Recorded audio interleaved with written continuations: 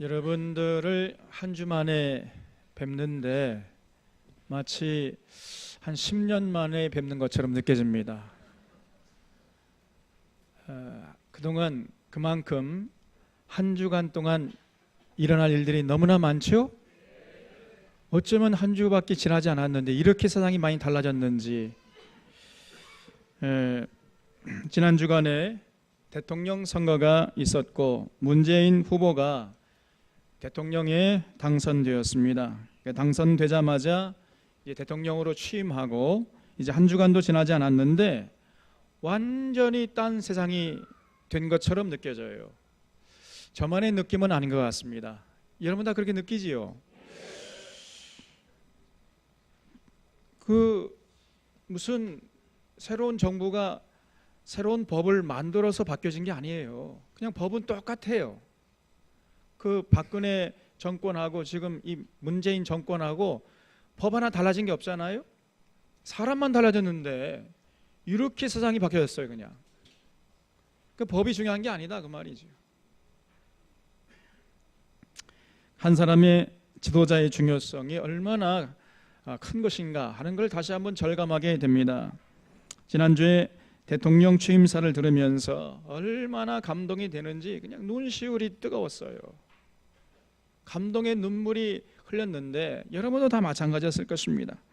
그 대통령의 입에서 폭포수처럼 쏟아지는 말을 통해서 공의와 정의가 강물처럼 흐르게 하기를 원하는, 더불어 살기를 바라시는 그 하나님의 마음을 우리가 느낄 수 있었잖아요. 얼마나 감동이 되는지 눈물이 앞을 가리고 10년 묵은 체중이 그냥 쑥 내려가더라고요. 그리고 취임 후에 그 3일 동안의 대통령의 처신을 보면서 정말 이 문재인 대통령을 이 국민들이 잘 뽑았다. 지금 문재인 정권이 올바른 방향으로 나아가려고 하는구나 하는 것을 실감하게 됩니다. 뭘 많이 해서가 아니고 벌써 그 처신과 그 행동 거지를 보니까 마음에 쏙 들죠? 우리가 그런 모습을 보길 그토록 원했는데 어느 우리 이 집사님처럼 왜 그동안에 그 전에 대통령들은 그런 모습을 보이지 못했을까? 정말 한탄스러운 노릇이에요.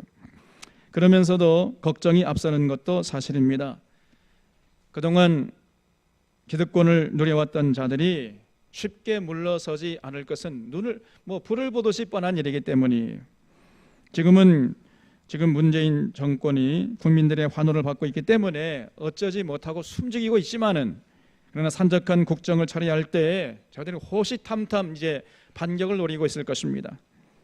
그동안 그리고 기득권의 단맛에 물든 이 언론들도 여론의 향방을 예의주시하고 있을 거예요. 틀림없습니다. 그래서 정말 이 시점에서 필요한 것은 국민들의 높은 시민의식이에요. 이제 대통령이 취임했으니까 이 대통령이 우리의 모든 문제를 다 해결해 주겠지, 이렇게 생각하는 것처럼 어리석고 단순하고 순진한 생각이 없는 것이에요. 여러분, 대통령이 뭘 어떻게 할 수 있겠습니까? 그런 순진하고 위험한 생각을 빨리 버려야 됩니다. 그래서 높은 시민의식이 살아있지 않으면 결코 민주주의를 누릴 수 없어요. 이 진리를 기억해야 됩니다. 그래서 우리는 긴장의 끈을 놓지 말고 높은 시민의식을 가지고 두 눈 부릅뜨고 지켜봐야 됩니다. 잘하는 것은 잘한다고 박수 쳐주고 또 너무 모든 것을 한꺼번에 해결해 줄 것을 기대하지 말고 조금 좀 차분하게 앉아 기다려 좀 줘봐요. 조금 좀 기다리세요. 좀 너무 급해서도 안 됩니다. 그리고 못하는 것을 비판해야 하지만은, 그러나 잘하는 것마저 발목 잡고 늘어진다면 그런 기득권 세력들과 타락한 언론들을 나분하는 일을 국민들이 해줘야 되는 거예요. 정권이 뭐라고 그러면 또 권력으로 탄압한다 그러니까 못하는 겁니다. 국민들이 나서줘야 되는 거예요. 그래서 그런 기득권 세력들과 타락한 언론들을 나분하는 일을 국민들이 해줘야 하는 것입니다. 어떻게 해요? 내년에 선거 있잖아요. 두고 보자 이것들. 올바로 나아가려고 하는 그 정권을 발목 잡기만 해봐라. 그냥 국민들 가만히 있으면 안 됩니다. 그래서 내년에 지방선거를 통해서 내년 후년에 총선을 통해서 뜨거운 맛을 보여줘야 돼요. 그런 시민의식이 높아야 되는 것입니다. 그래서 올바른 방향을 잡고 나아가려고 하는 이 현 정부가 외롭지 않도록 도와줘야 돼요. 어쨌든 새로운 희망으로 가득 찬 요즘입니다. 이제 조금 살만 나는 것 같아요. 요즘에 뉴스 보는 게 그렇게 기뻐요. 그냥 그렇지 않잖아요? 오늘은 어버이절입니다. 한국의 현대사를 돌아보면은 우리는 그동안 경제 발전을 위해서 모든 것을 희생해 왔습니다. 그런 노래 우리가 막 어렸을 때 막 귀에 못이 박히도록 들었잖아요. 잘 살아보세, 잘 살아보세, 우리도 한번 잘 살아보세.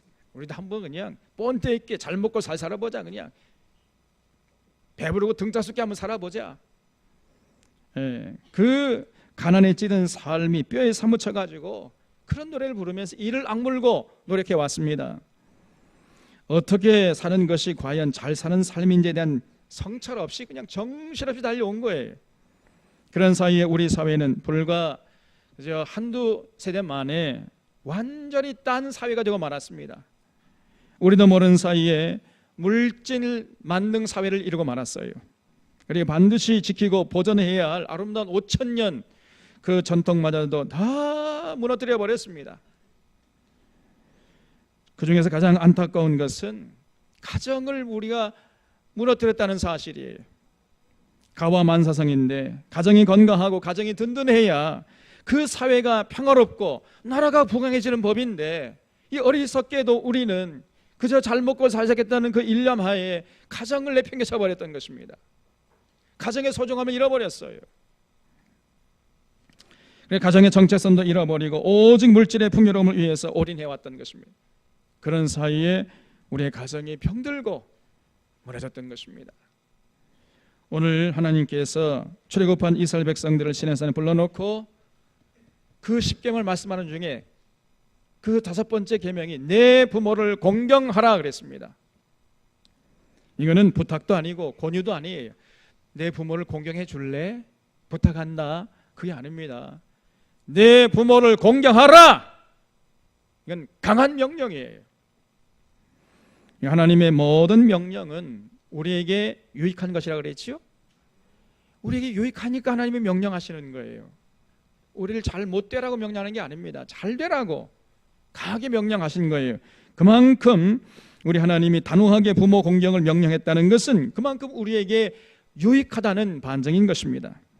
자, 그러면 무엇이 유익하길래 하나님께서 그렇게 단호하게 부모님을 공경하라고 명령했겠습니까? 오늘 말씀 12절 보면은 그리하면 내 하나님 여호와가 내게 준 땅에서 내 생명이 길리라 그랬어요. 그렇기 때문에 부모 공경하라는 것입니다.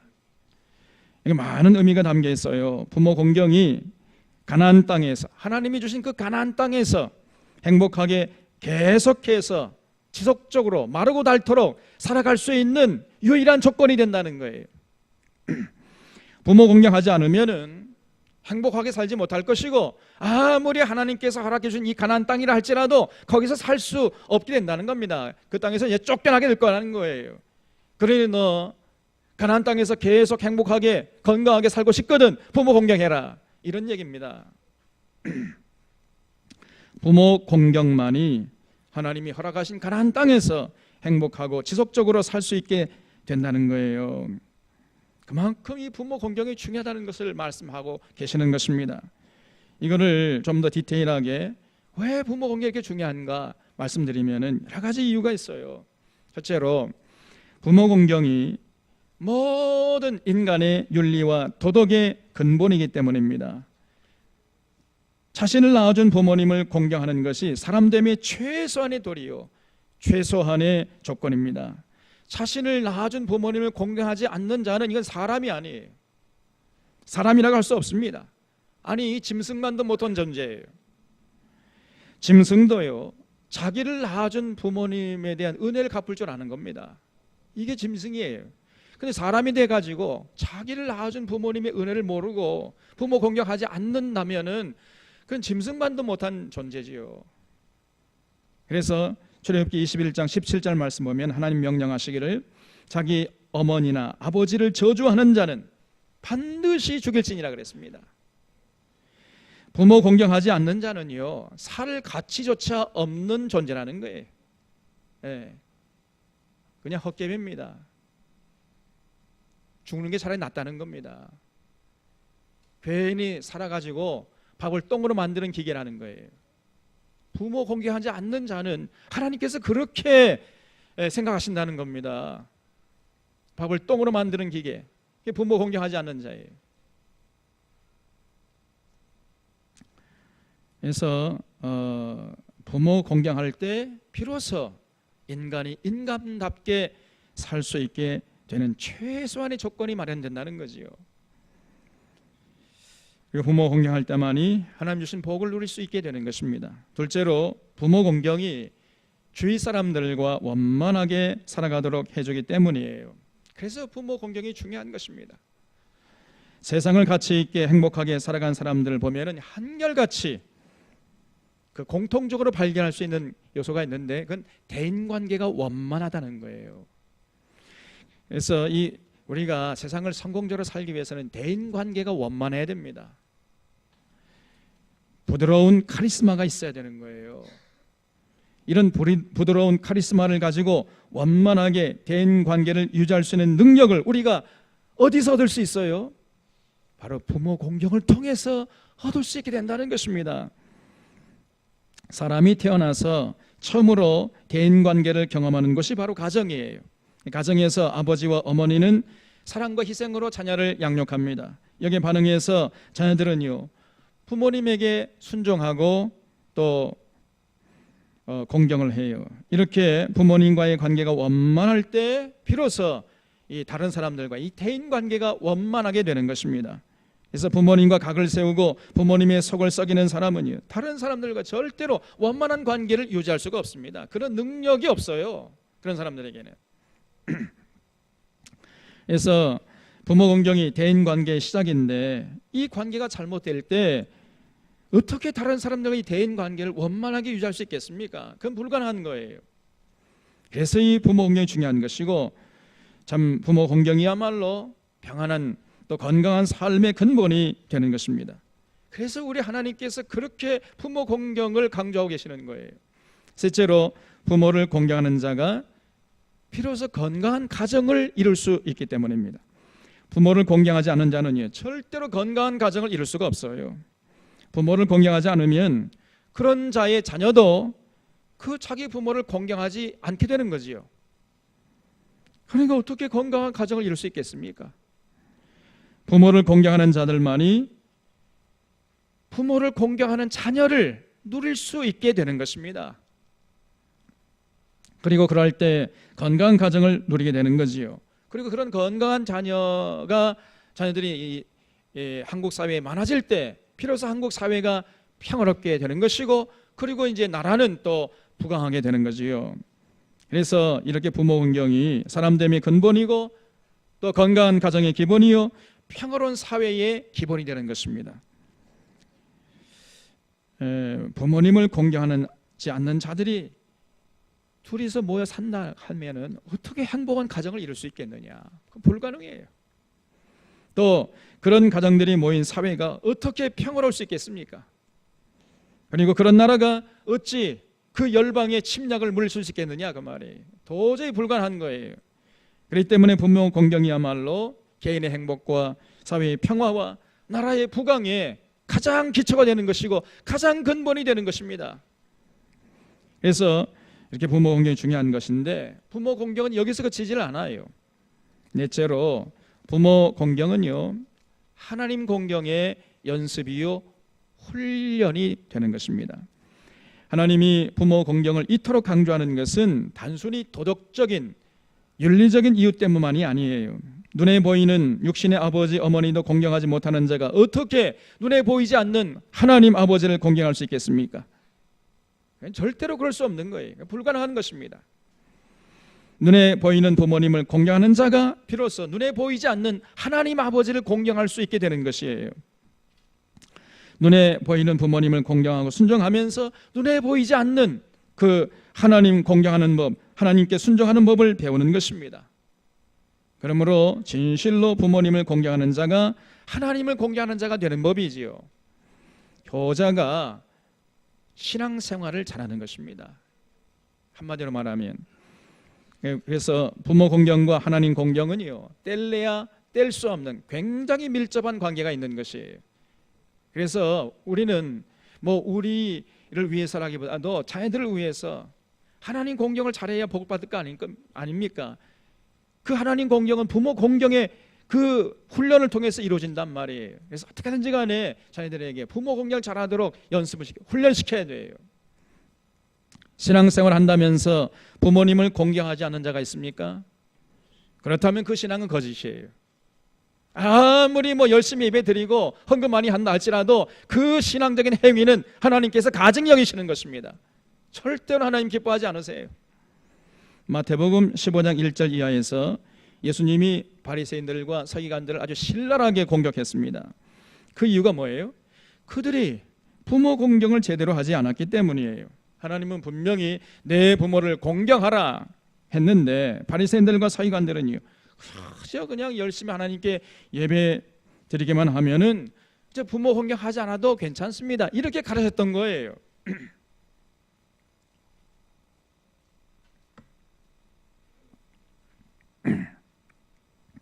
그래서 당시 사람들이 하나님께 제사 드리는 데는 열심이었지만은 정작 부모님 공경하는 일에는 소홀했습니다.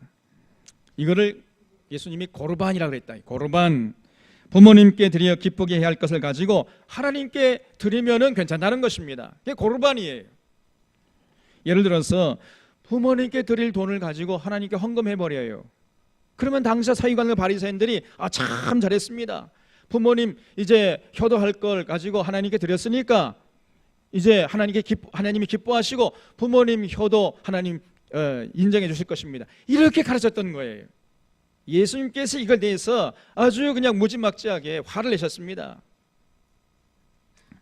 절대로 그렇지 않다는 거예요. 여러분, 하나님께 예배드리고 헌금 많이 하면은 부모 공경 소홀히 해도 괜찮다, 우리 예수님은 절대로 그걸 인정하지 않습니다. 여기에 대해서 예수님이 그냥 분노했던 것이에요. 예수님은요, 하나님 공경을 부모 공경과 연결시키고 있어요. 하나님을 공경하는 자는 반드시 부모님을 공경하게 되어 있다는 것입니다. 하나님을 공경한다고 하면서 부모님을 공경하지 않는다면은 그거는 뭐 단적으로 거짓말이 100% 거짓말입니다. 단 1%도 제로의 여지가 없어요. 그러한 신앙생활은 헛것이라는 거예요. 부모 공경이 단순히 도덕적이고 윤리적인 차원에 그치는 것이 아니고 하나님 공경이라는 영적 차원과 아주 밀접하게 연결되어 있음을 예수님이 분명하게 가르쳐 주셨습니다. 이런 면에서 오늘 우리들은 돌아봐야 돼요. 열심히 예배드리는 것 좋습니다만 그렇다고 부모 공경을 소리 한다면 큰 근본적으로 잘못된 것입니다. 하나님은 부모님을 공경하지 않고 드리는 예배를 절대로 기뻐하지 않으세요. 부모님을 공경하지 않고 드리는 예배, 부모님을 공경하지 않고 드리는 헌금 받지 않으십니다. 받지 않으실 뿐 아니라 오히려 하나님이 분노하시는 거예요. 이 가증한 것들아, 내가 언제 그것을 너희들에게 바치라고 했느냐 말씀하십니다. 여러분, 부모님을 공경하지 않으면서 행하는 모든 신앙적인 행위는 거짓이고 위선입니다. 살아계신 부모님을 공경하지 않고 열심을 내는 어떤 신앙적인 행위도 하나님 앞에서 정당화될 수가 없어요. 가정에서 부모님 공경하는 법을 배울 때 그 부모 공경을 통해서 자연스럽게 하나님 공경하는 법으로 이어지고 하나님 공경하는 법을 배우게 되는 것입니다. 그럴 때 하나님이 기뻐하시는 거예요. 부모 공경이 이렇게 중요한 것입니다. 부모 공경이 첫 번째는 인간됨의 근본이고, 두 번째는 대인관계의 근본이요, 세 번째는 사회의 평화의 근본이고, 네 번째는 나라의 부강의 근본이고, 그뿐 아니라 하나님 공경의 기본이 된다는 것이에요. 그러므로 이 부모 공경이 그렇게 중요한 것입니다. 우리 사랑하는 성도들은 부모님을 공경하는 효자들이 다 되시기를 주님의 이름으로 축원합니다. 여러분의 신앙생활을 부모 공경에서부터 출발할 수 있기를 주님의 이름으로 부탁을 드립니다. 여러분, 이 진짜 신앙이에요. 자, 그렇다면은 부모 공경이 과연 무엇입니까? 네 부모를 공경하라 할 때 이 공경이란 말은 원래 우러르다, 값을 높이 매기다, 이런 뜻이에요. 신하가 전심으로 왕에게 머리를 조아리는 것, 이게 공경입니다. 그렇게 부모님을 우러르고 그렇게 부모님의 뜻을 받들라는 것이에요. 그것이 부모 공경입니다. 여러분, 어떤 사람들은요, 부모님에게 용돈 좀 드리고 고기 사 드리면은 그게 부모 공경인 줄 알아요. 그런 것들이 다 있어. 그 부모 공경 아닙니다. 그건 부모 구제예요, 구제. 하나님이 부모 공경하라고 했지 부모 구제하라고 그랬습니까? 부모님은 결코 구제의 대상이 아니고 공경의 대상인 줄로 믿습니다, 여러분. 그래서 우러르고 존경하는 거예요. 존경 없는 어떤 행위도 결코 공경일 수가 없는 것입니다. 존경하면서 사랑하는 것, 이것이 공경이요. 부모님의 뜻을 존중하는 것, 이것이 공경인 것입니다. 그러니까 부모 공경에 있어서 정말 중요한 것은 부모님을 존경하고자 하는 마음, 부모님의 그 은혜를 우러러 보고자 하는 그 마음이 우리 가운데 샘솟듯 솟아나야 돼요. 그래야 비로소 부모 공경을 제대로 할 수 있게 되는 것입니다. 그렇다면은 우리가 어떻게 하면 우리들 마음속에 그런 그 존경하고 우러러고자 하는 그런 마음이 샘솟듯 솟아나게 할 수 있을까요? 어떻게 하면 그런 마음의 소유자가 될 수 있겠습니까? 그것은 부모님의 마음을 이해하려고 하는 자세와 능력에 달려 있어요. 예수님께서 부모님의 마음이 어떠하신지를 우리에게 잘 알려주셨습니다. 어느 가정에 이제 아버지가 있었고 두 아들이 있었다는 거예요. 신녀가, 알았지? 난 신녀이가 좋아요. 너무 신녀이가 마음에 들어.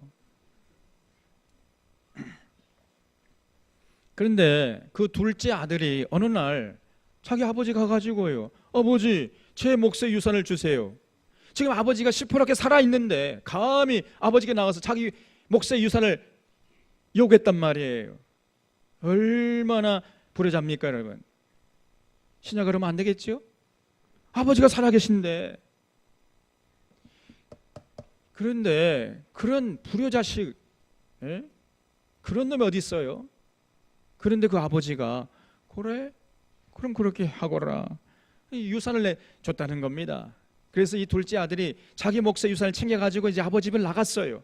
아버지 집을 나가기만 하면은 행복한 삶이 기다리고 있는 줄 알았어요. 정말 평안하고 행복하고 그리고 자유롭게 살 수 있는 삶이 기다리고 있겠지, 이렇게 생각했는데 완전히 착각이었습니다. 아버지 집을 나가자마자 그에게 기다리고 있는 것은 행복과 자유가 아니고 굶주림과 죽음의 그림자였어요. 착각도 이만저만 착각이 아니었던 것입니다. 그 아버지 유산을 허랑방탕하게 다 쓰다 보니까 이제 얼마 가지 못해서 알가지가 되고 말았어요. 굶주리다 못해가지고 어디 먹을 것이 없나 헤매다가 이제 돼지치는 돼지지기가 되어버렸어요. 그래서 돼지가 먹는 주엽 열매를 먹고자 했지만 여의치가 못했습니다. 그래서 뭐 굶어 죽게 됐어요.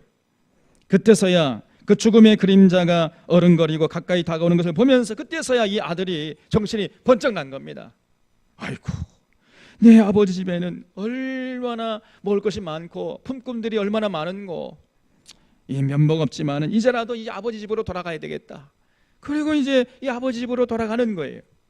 한편 그 집 나간 아버지, 그 둘째 아들이 집을 나갔을 때 아버지가 어떻게 했는가? 작은 아들이 집을 나간 후부터 아버지는 단 한순간도 평안하게 쉼을 놓지 못했습니다. 평안한 잠을 주무시지 못했어요. 집 나간 아들이 이제나 저제나 돌아올까 그죠? 노심초사하면서 기다리고 또 기다렸습니다. 눈 빠지게. 그러다가 어느 날 보니까 저 멀리 지평선에서요, 그 작은 아들의 모습이 보이는 거예요. 그러니까 이 아버지가 그 작은 아들이 자기에게 다가오는 그 순간을 기다리지 못하고 그냥 막 달려가는 겁니다. 달려가가지고 그 둘째 아들의 그 더러운 몸, 돼지와 둥글던 그 냄새나는 몸, 그 몸을 그냥 덥석 그냥 아들아, 그래서 그저 그냥 얼굴을 부비고 그리고 그렇게 환영을 했어요. 그러면서 그 종들에게 이제 저 더러운 옷을 벗겨주고 발에 신을 신기고 그리고 손에 반지를 끼워줘라, 이렇게 말씀하셨습니다. 그리고 이제 죽은 내 아들이 살아 돌아왔으니까 소를 잡아서 잔치를 벌이자, 이랬던 내 아들이 돌아왔다, 그러면서 기뻐했어요. 여러분, 이것이 육신의 아버지의 마음이라는 사실을 예수님이 우리에게 가르쳐 주신 것입니다. 그리고 그것이 바로 그 육신의 아버지의 마음이 하나님 아버지의 마음이라는 것을 우리에게 알려주신 거예요. 우리 하나님 아버지의 마음을 닮은 것이 육신의 아버지의 마음이라는 것입니다. 육신의 부모의 마음이라는 거예요. 우리 부모님들은요, 한결같이 다 자녀들을 이렇게 생각하는 것입니다. 모든 자녀들이 잘되고 행복하기를 바라요. 자기는 굶어도 자녀들을 굶지 않도록 하는 것이 부모의 마음인 것입니다. 제가 어렸을 때는 잘 몰랐는데 부모가 되어 보니까 그게 이제 이해가 돼요. 제가 해보니까 그렇게 됩니다. 내가 아픈 것보다 자녀들이 아픈 것이 훨씬 더 아파요. 100배 1000배가 더 아픈 것, 이게 부모님의 마음이에요. 여러분, 정상적인 부모라면 그런 마음을 가지지 않는 부모는 세상에 단 한 사람도 없는 것입니다.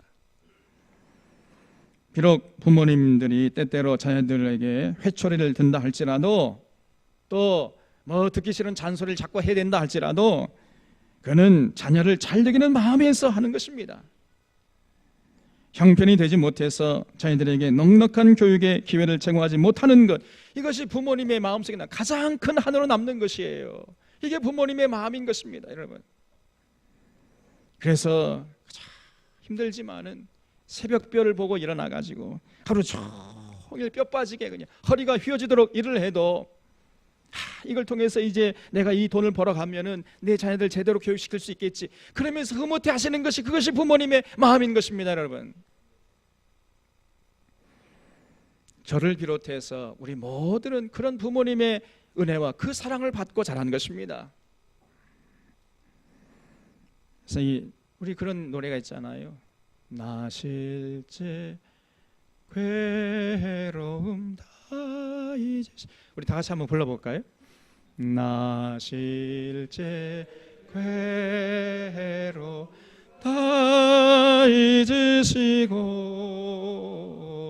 기르실 제 밤낮으로 애쓰는 마음, 진 자리 마른 자리 가라뉘시며 손발이 다 닳도록 고생하시네. 하늘 아래 그 무엇이 높다 하리요. 어머니의 희생은 가히 없어라. 그렇습니다. 여러분, 그 부모님의 은혜를 어찌 다 감사할 수 있겠습니까? 우리는 죽을 때까지 이런 부모님의 은혜를 잊지 말아야 돼요. 그것이 사람인 것입니다. 그럴 때 우리 마음속에 부모님을 존경하고 그 부모님의 뜻을 따르고자 하는 그 마음의 소유자가 될 수 있다는 거예요. 이렇게 부모님의 은혜를 잊지 않고 부모님을 존경하고 사랑하는 자들은 이제 자연스럽게 그 부모님 은혜를 갚으려고 하겠지요. 그래서 다시 말해서 부모님을 기쁘게 하려고 애를 쓰는 자가 되는 것입니다. 그래서 그런 자들에게서 볼 수 있는 공통적인 모습들이 몇 가지 있어요. 첫째로, 우리 부모님이 언제 기쁜 모습을 보입니까?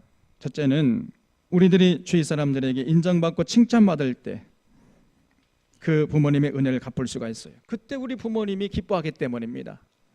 부모님에게 용돈 드리고 고기 사다 드릴 때도 기뻐하시지만은 무엇보다도 당신 자식이 주위 사람들에게 인정받고 칭찬받을 때 우리 부모님들이 최고로 기뻐하시는 거예요. 그렇기 때문에 세상에 나아가서 사람들에게 인정받고 칭찬받는 자가 부모님을 공경하는 자인 것입니다. 그저 부모님에게 뭐 고기 사드리고 말이세요. 나가서는 지 멋대로 살아가지고 부모님의 수치거리가 된다면 그거는 아무리 부모님에게 고기를 많이 사다 든다 할지라도 절대로 효자가 될 수가 없는 거예요. 지금부터 16년 전인 2001년에 이봉주가 105회 보스턴 마라톤 대회에서 우승했잖아요. 아직도 그때 귀국 장면이 지금도 제 머리에 생생합니다. 그 공항에 딱 도착했을 때 제일 먼저 그 어머니가요, 이봉주 어머니가 네 아들아 다 가서 그 아들의 품에 안기더라고요. 그런 모습을 보면서 야, 이봉주가 참 정말 효자구나 그런 생각을 했습니다. 사실 여러분 한번 인간적으로 따져봅시다.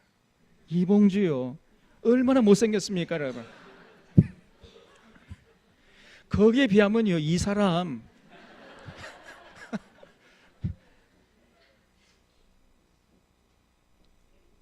근데 이봉주가 정말 효자예요. 요즘에는 이봉주가 성형수술 해가지고 눈 수술했어요. 그래 조금 봐줄만 합니다. 근데 그 하기 전에는 이 사람이 눈을 떴는지 감았는지 모르겠더라고. 그런데 그 이봉주가 그 누구보다도 부모님을 기쁘게 했어요. 누구보다도 효자입니다 여러분. 왜냐하면 사람들에게 인정받고 칭찬받잖아요. 그래서 부모님의 기쁨이 되고 자랑이 되었기 때문입니다. 이게 진짜 부모 공경이에요. 여러분 부모 공경의 지름길이 뭡니까? 우리가 세상에 나가서 정직하게 사는 거예요. 성실하게 사는 것입니다. 행복하게 살아가는 모습을 부모님 앞에 보여드리는 것이에요.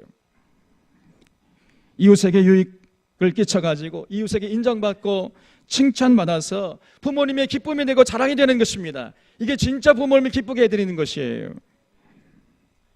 그래서 우리는 우리 부모님을 생각해서라도 이를 악물고 이 어지러운 세상 한복판에 나아가서 행복하게 살아야 돼요. 가치 있게 살아야 되는 것입니다. 이웃을 유익하게 하고 이웃에게 인정받고 칭찬받는 삶을 반드시 살아야 돼요. 우리 부모님을 위해서라도. 그래서 부모님의 기쁨이 되고 자랑이 되는 삶을 살아야 됩니다. 이것이 부모 공경이요. 그리고 이것이 하나님 공경으로 이어지는 것입니다. 둘째로 부모님의 정신 건강과 그 육체 건강을 돌봐드리면서 부모님의 은혜를 우리가 갚을 수 있어요. 그때 부모님 기뻐하십니다. 그래서 모든 자녀들은 부모님의 정신 건강과 육신 건강을 보살펴 드려야 됩니다. 정신 건강을 위해서는 무엇보다도 많이 대화해 줘야 돼요. 그리고 같이 시간을 많이 보내드려야 됩니다. 고기 사다 드리는 것보다 더 중요한 것은 부모님과 많이 대화하고 부모님과 시간을 같이 보내는 거예요. 이걸 부모님이 더 원하시는 것입니다. 그리고 그 육체 건강에 세심한 신경을 써드려야 됩니다. 나이가 들게 되면요 자연히 건강에 문제가 생기잖아요. 요즘 우리 사회가 고령화 사회가 되면서 어르신들의 질병이 심각하면 사회 문제로 되고 있습니다. 그 중에 하나가 바로 우울증이에요. 여러분 직장에서 열심히 일하다가 정년으로 은퇴하면은요 정신적으로 위축되는 겁니다. 갑자기 할 일이 없이 혼자 있는 시간이 많아지면요 아주 사소한 일에도 그냥 그 서운한 생각이 드는 거예요. 이제 그런 마음이 쌓이게 되면요 점점 이제 마음의 병이 생기는 거예요. 한두 시간 잠도요 자면 더 이상 잠이 안 오는 겁니다. 이게 그러면 지금 자녀들은 고온히 자고 있는데 일어나 가지고 사랑이 엄마 아빠는 왜 저렇게 그렇게 오해하면 안 돼. 그렇게 생각하면 안 됩니다, 여러분.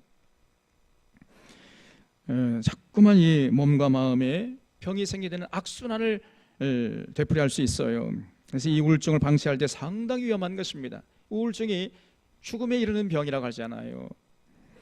우울증을 사전에 예방해야 됩니다. 그래서 본인들은 스스로 은퇴했어도 소일거리를 찾아서 부지런히 움직여야 됩니다.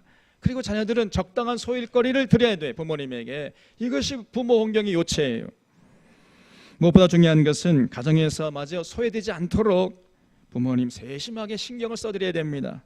연로하신 부모님이 아직도 가치 있는 존재라는 것을 느낄 수 있도록 자녀들의 행동을 해야 돼요.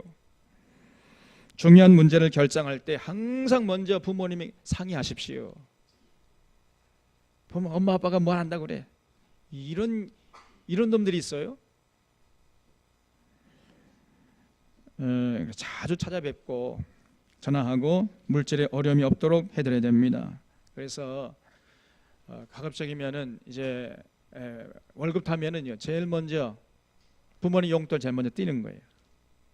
제일 먼저 11조 하고, 그 다음에 부모님 용돈 드리고, 제일 먼저 떼놔야 돼. 이게 뭐 아멘 하나도 없잖아요.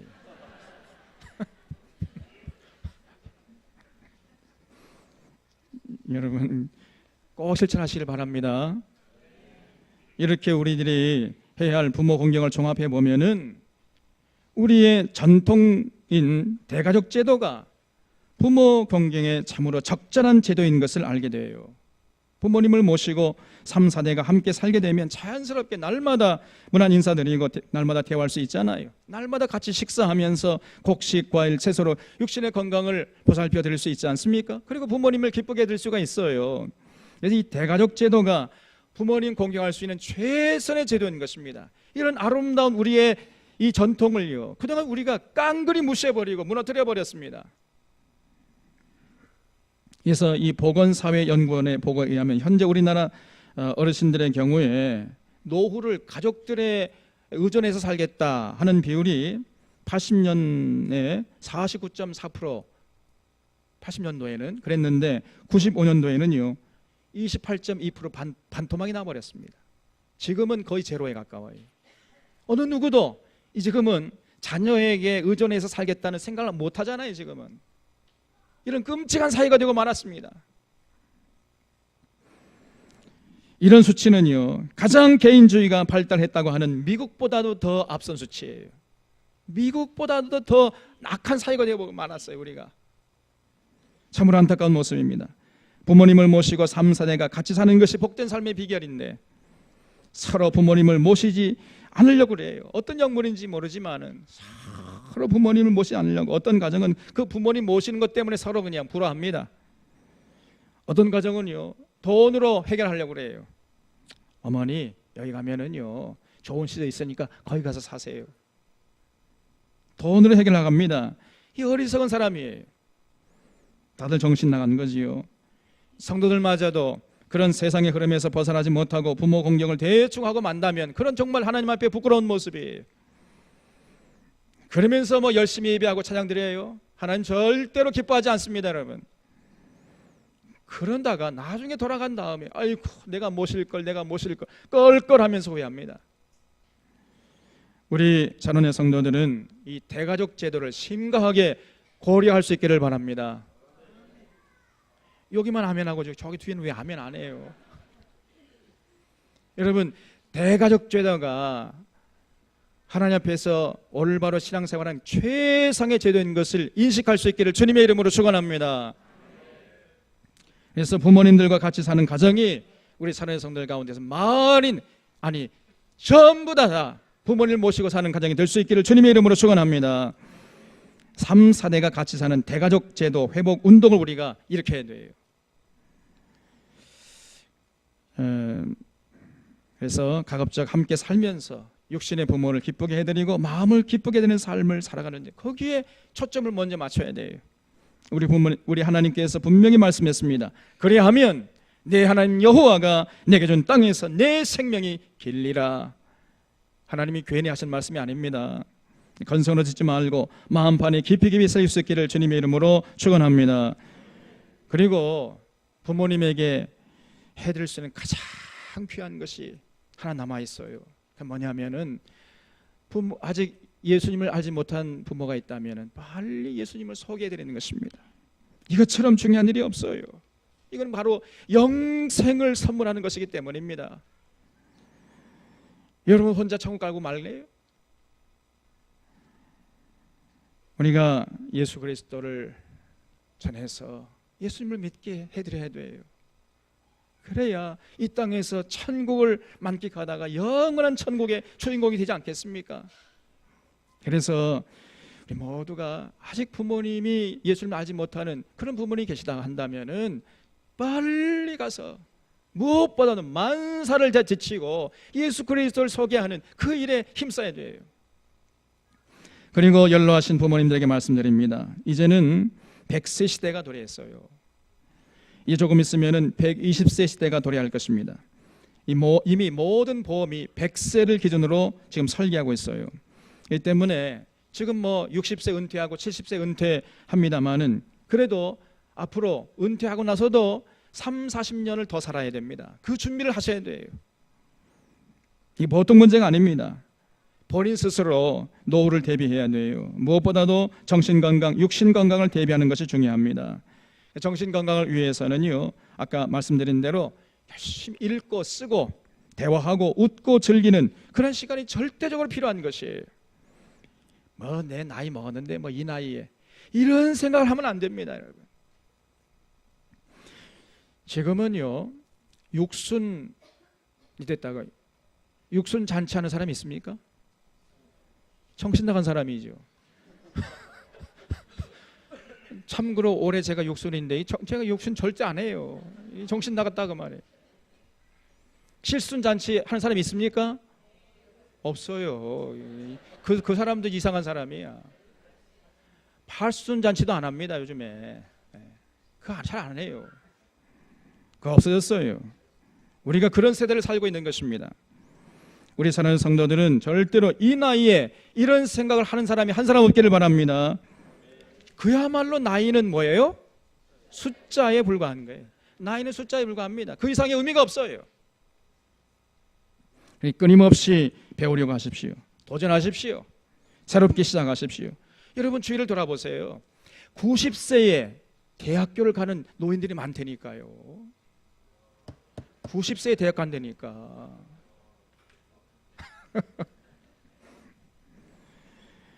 그래서 절대로 나이 탓하지 말고 노인 행사하려고 하지 말아요. 보람된 일을 찾아서 여러분의 열정을 불태우십시오. 절대로 손 놓고 그저 세월만 보내는 어리석은 사람들이 한 사람 없기를 주님의 이름으로 부탁을 드립니다. 이 때문에 지금부터 중요한 게 뭐냐면요, 대화가 통하고 마음이 통하고 가치관, 세계관이 동일한 그런 친구들을 사귀는 게 굉장히 중요해요. 그래서 이 신앙의 좋은 친구들, 이 믿음의 식구들이 정말로 중요한 것입니다. 이게 노후 보장이 되는 거예요. 믿음의 식구들과 좋은 관계를 지금부터 잘 맺어두는 것이 노후 대비의 최종의 비결이에요. 또 육신의 건강을 위해서는 지금부터 운동하는 습관을 들이는 것 중요합니다. 여러분 건강할 때 지키라는 말이 있잖아요. 그래서 여러분 열심히 운동하셔야 됩니다.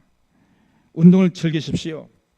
테니스, 탁구, 등산, 조깅, 또 사이클, 낚시, 서예, 바둑 모든 것들 섭렵하세요. 그냥 그래서 하나 이상 택해가지고 즐기시길 바랍니다. 그리고 악기도 배우세요. 할 수 있습니다, 여러분.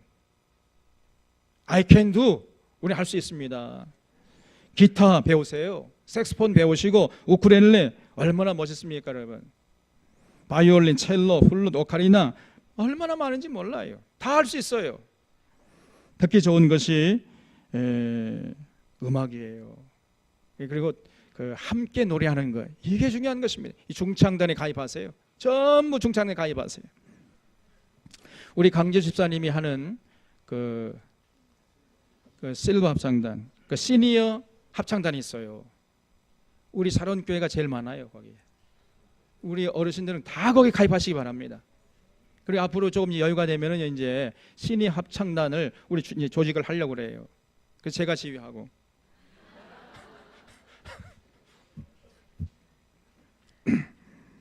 그래서 노래를 함께 하는 것처럼 중요한 일이 없는 겁니다.